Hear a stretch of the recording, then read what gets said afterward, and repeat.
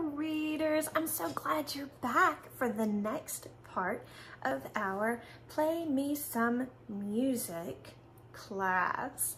The last time we were together, we talked about a banjo, and we learned that a banjo has strings on it, but it's not a stringed instrument that you would see in an orchestra.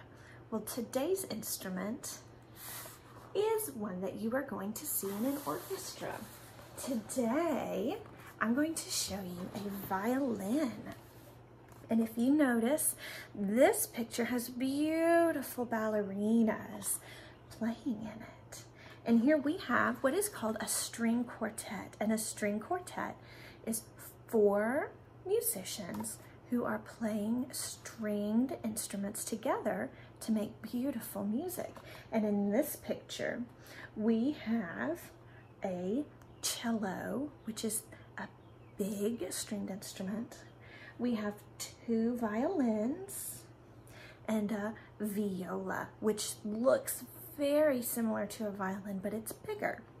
So this is a string quartet. And the instrument that I have to show you today is a violin. And I happen to have a small violin, one that is made for a child. And if you'll notice, this violin has strings on it like our banjo did, but it doesn't have those metal bars, those frets like the banjo did. This violin is set up for a beginner to play, and it has what we call tapes wrapped around the fingerboard. And that is what helps to teach those early students where to put their fingers. There are a lot of different parts to a violin. We have this right here. This is the bridge. It's made from a very thin and beautiful piece of wood, and it is there to keep the strings up nice and tall and straight. We also have this. This is called the chin rest, and it's called a chin rest because it is where you rest your chin.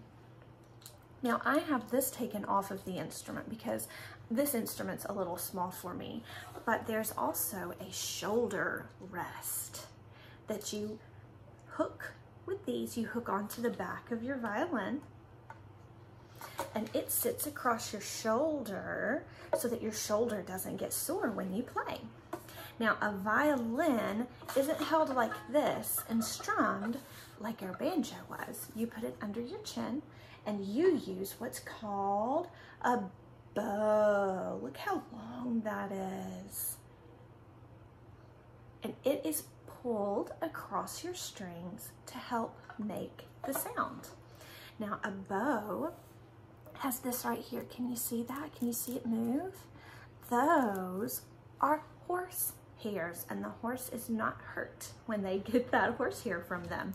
But it is put across the bow, and that is what you pull. This is the part that you pull across the strings so that you get that beautiful sound. And this down here is called the frog, and that's how you hold the bow. That's where you put your fingers. You're not going to hold it like this, but you're going to put your fingers on there. Now I do not play the violin, and I am out of rosin, and rosin is what you put on your bow so that it doesn't go squeak as you pull it across the string. So we'll see if I can get a good sound out of this.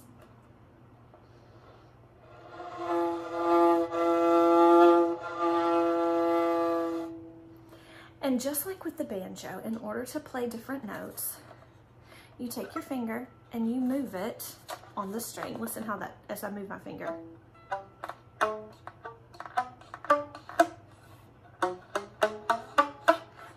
The further down the instrument I move my finger, the higher the note gets. And again, our violin has 4 strings, and this one's not in tune.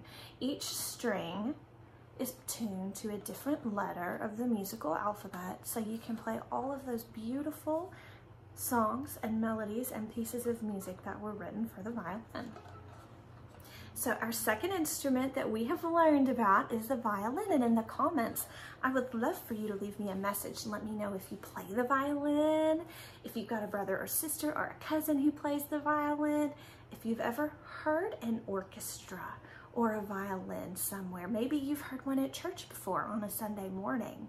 But I'm so glad that you decided to join me again for the second part of our music class series.